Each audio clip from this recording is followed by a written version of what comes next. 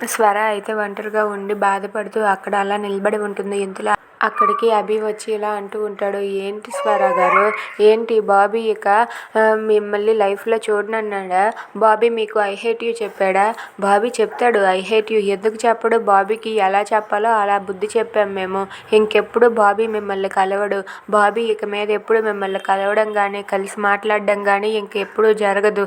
ఇప్పుడైనా సరే మీ పెట్ట పేడు సర్దుకొని ఈ ఊరు వదిలి వెళ్ళిపోండి.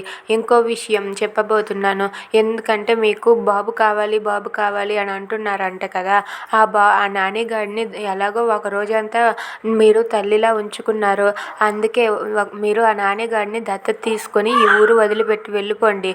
మమ్మల్ని చూసి అలా బాధపడే కన్నా ఇలా ఎందుకు చెప్తున్నానో ఒకసారి అర్థం చేసుకోండి.